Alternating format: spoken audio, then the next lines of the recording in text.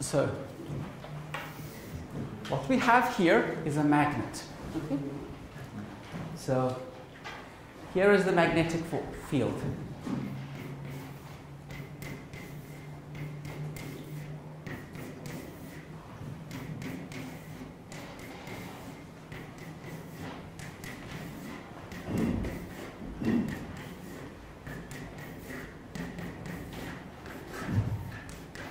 That's B. And now we're going to have a loop of wire.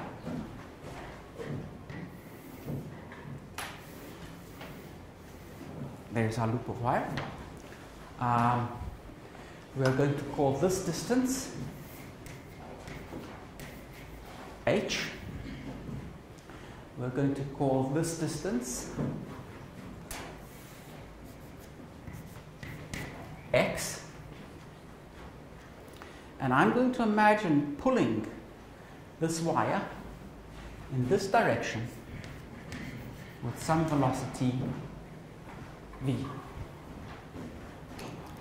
What I want to mark onto the sketch now, I want to mark on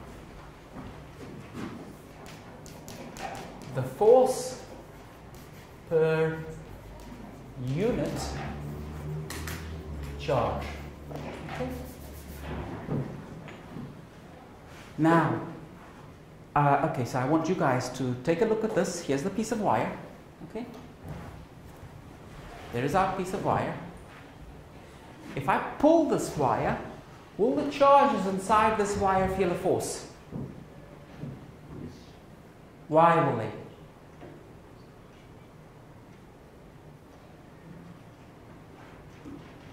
When I pull the wire, do we have charged particles moving?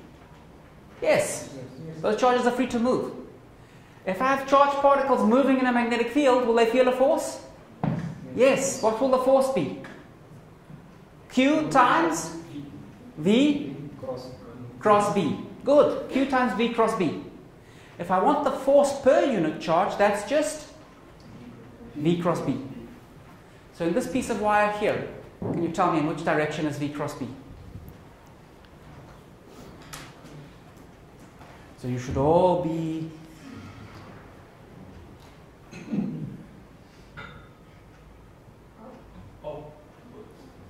okay. Everyone happy? Good.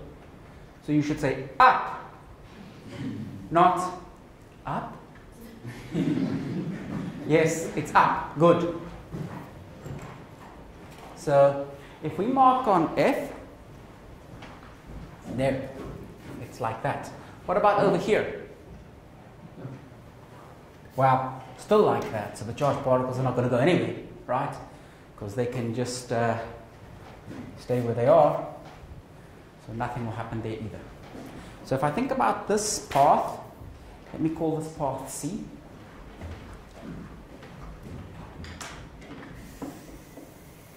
So the path on the wire, let me call that C. And what I can calculate now is, what is the MMF?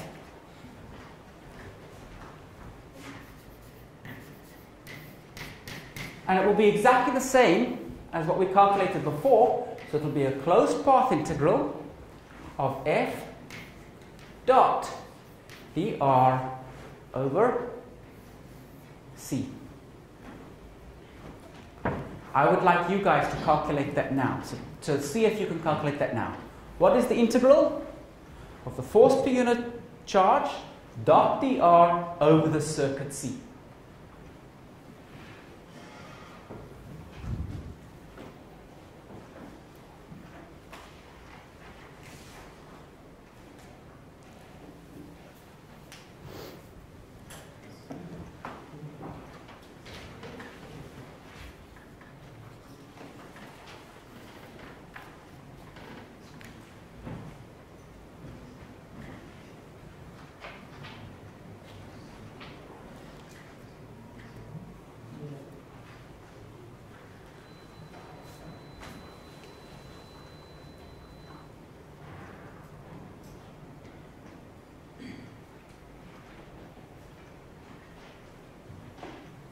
So let's split this problem up, okay? Because that's the only fair way to do it if we each do a piece. So we're going to integrate over C. Okay? Let's call this side of C side number 1. Let's call this side of C side number 2. We'll call this side of C side number 3. And we'll call that side of C side number 4. Okay? So this will be equal to the integral over the first side of f dot dr plus the integral over the second side of f dot dr plus the integral over the third side of f dot dr plus the integral over the fourth side. Okay?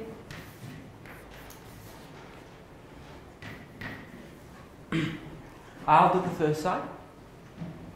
So for side 1, there's no force acting. So the integral of 0 is just 0. Which side do you guys want to do?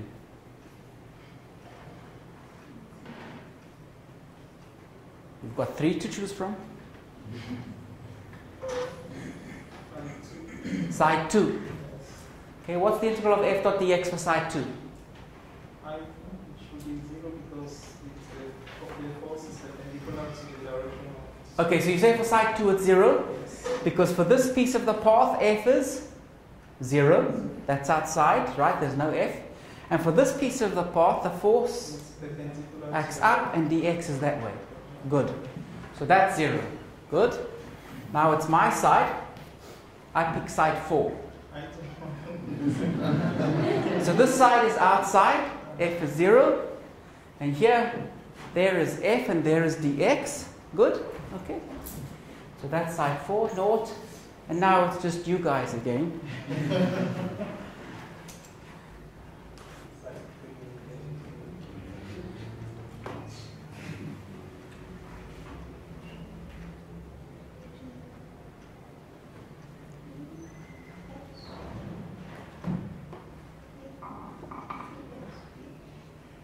Okay, so one suggestion, BHV. Who agrees with that? So one person. Who disagrees? 3. Which way is F? Which way is dx? What is F dot dx? Mod F times dx. What's the integral of mod f dx along this side? Mod f times h. You want the magnitude of f times by h. What's the magnitude of f? It's the mod of v cross b. Which direction is v? That way. Which direction is b? Into the board. Mod of v cross b is mod b, sine of 90. What's the sine of 90? 1.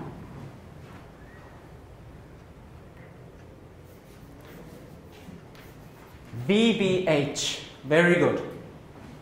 So that is the value of the MMF. Okay? VBH. Now, I want to write this in a slightly different way. So, the MMF, let's just summarize the answer here. We'll keep the answer. VBH. What I now want to calculate is the magnetic flux. Okay? So, let's work out what is the magnetic flux. And we usually denote it by phi. And this is defined to be the integral of B dot dA.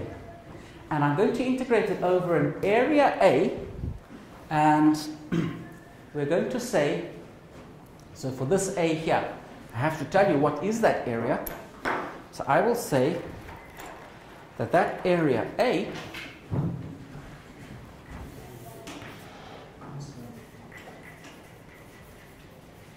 the boundary of A is is what? C. How do we get the direction of dA?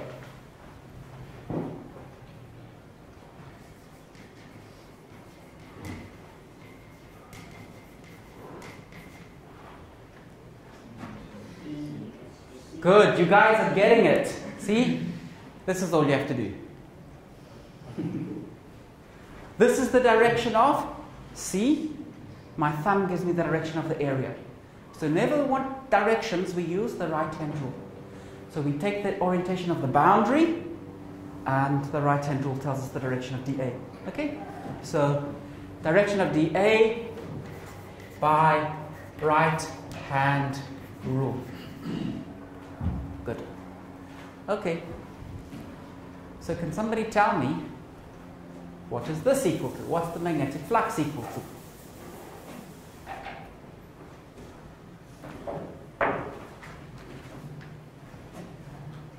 So there's dA, there is A. We want to integrate it. Which way is dA? Into the board. Which way is B? Into the board. So what will B dot dA be? B mod dA. Over here B is equal to 0. Over there B is non-zero. So what will this integral be?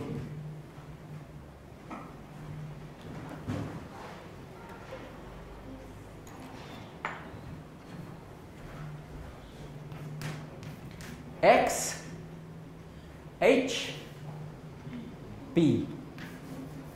Everyone happy with that? What is X times H? This area, because that distance is X and that distance is H. And it's when we integrate over this area that we get a factor of B. This area over here is 0. Everyone happy with that? Good. Now, here we've got VBH.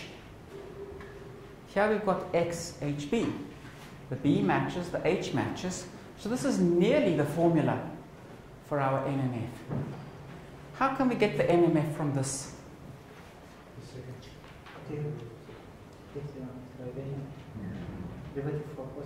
Derivative with respect to time. So d by dt of phi will be equal to d by dt of xhb. Does H change with time? No. Does B change with time? No. So what's the only thing that changes with time? X. dx dt hb. What is dx dt? V? Is it?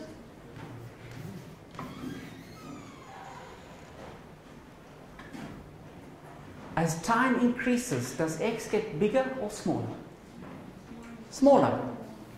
So is dx dt positive or negative? Negative. So is dx dt v? Minus v. Good. Minus vbh, which is our NMF. So let's call this E.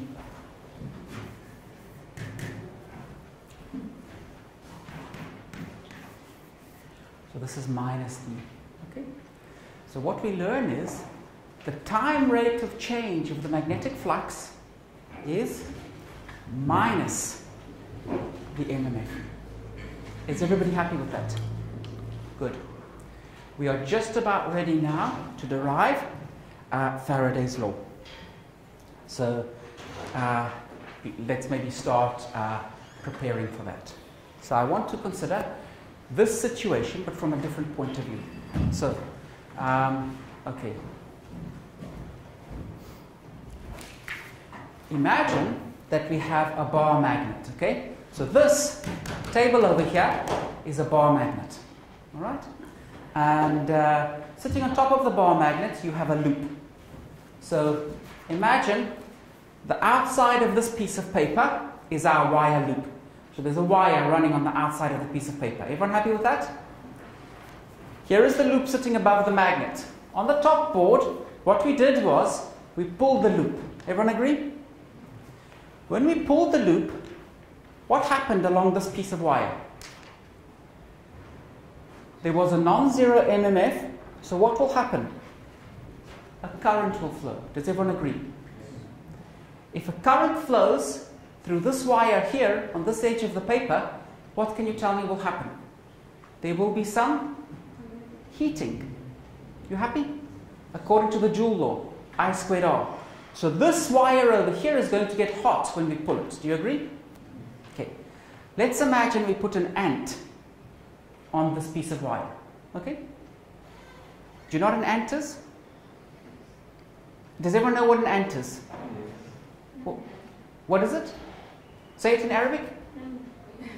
Say it louder. Namla. Is it namla? There's a namla on the wire. Okay? Everyone know what we're talking about? Good. Now, we pull the wire, a current flows. Now we say to the ant, is there a current flowing? What will the ant say? Nothing, because it's dead. Okay? So that's true. The ant may be dead now. You might also say ants can't speak. Let's just imagine we've got an ant that can speak and is hardy, so he's still alive. We say to the ant, is there a current flowing? What will the ant say? Yes. The ant knows there's a current flowing. Why? Its feet get hot. Everyone happy with that? So the ant knows. Now imagine in the whole universe, there's only this piece of wire and the magnet, and there's nothing else. Then if we say to the ant what has happened, the ant won't say the loop moved. The ant will think it was stationary. The ant will think that the magnet moved. Everyone happy? So in this situation now, the ant thinks the magnet is being pushed that way and a current flowed, right? If the magnet was being pushed that way and a current started to flow, what field must have been acting?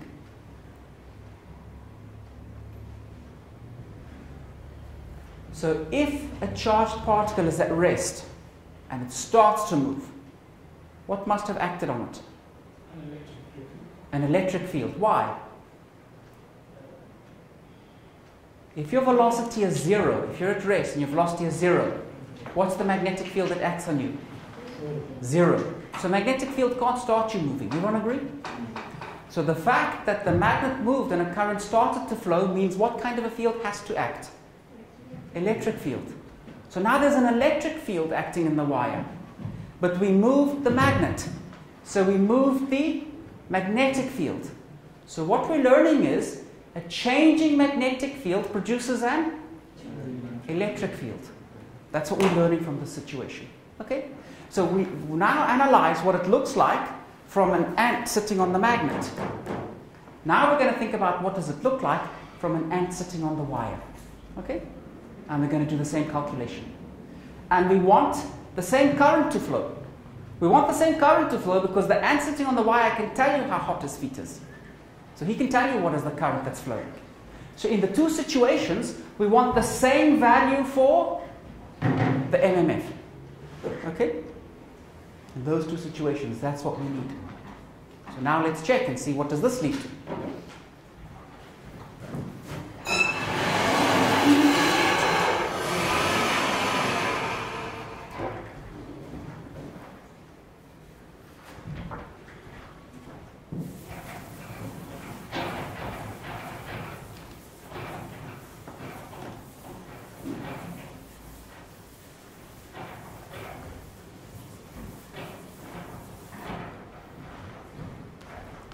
So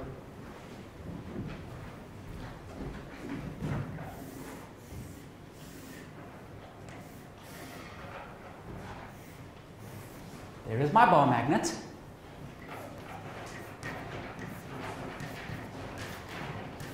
There is B. And here is our piece of wire.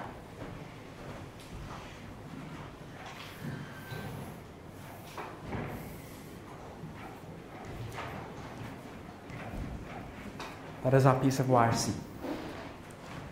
What do we want for the total of E? Well, we want the current on this board to be the same as the current on that board because the ant feels the heat, the same heat at its feet. So it must be VBH. But what is E?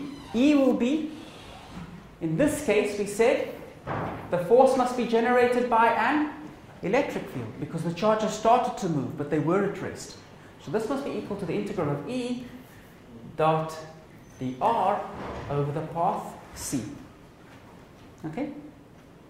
By the top board, we know that this is equal to, this must be minus E because of our minus sign, okay?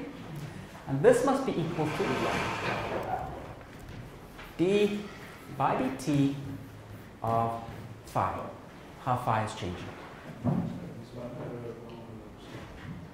Good? That was a little test.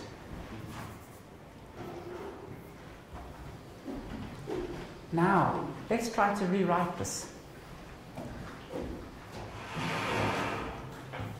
For the flux, we know what the flux is.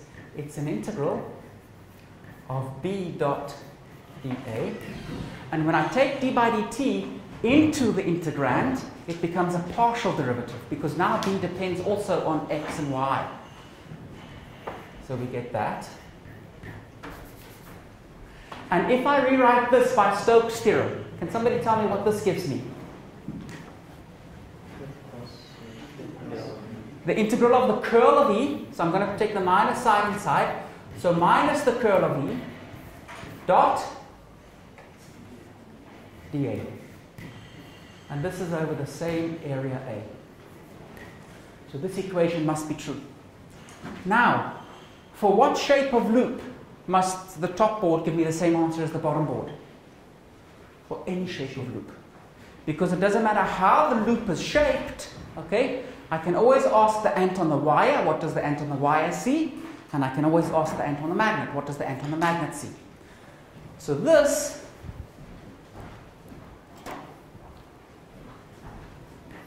must be equal to that for any A. But the only way that these two can be equal, if we integrate over any area, is if the integrand here equals the integrand here. So what we learn is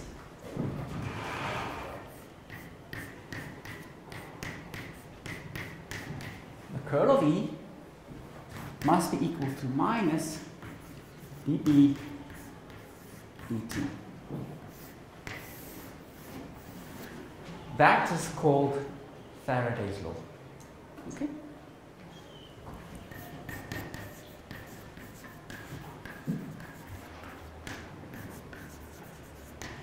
And can you see now we're no longer in electrostatics? In electrostatics, the curl of E was equal to 0. Now the curl of E is minus dB dt. So what do you learn? A changing magnetic field can produce an electric field. But what can you tell me about the electric field lines? It's closed field lines because you're producing a curl of E. So if you see a bunch of field lines, and some of them end somewhere and some of them start somewhere, those electric field lines come from charges. And if you see other electric field lines that look closed, those electric field lines come from changing magnetic fields. Okay?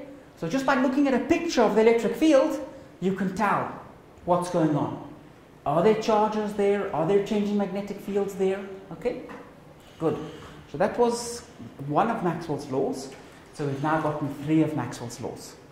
Tomorrow we'll write down the 3 of Maxwell's laws and we will correct Ampere's law.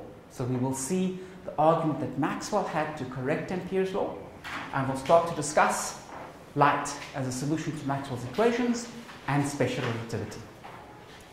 The only thing left for today is the joke.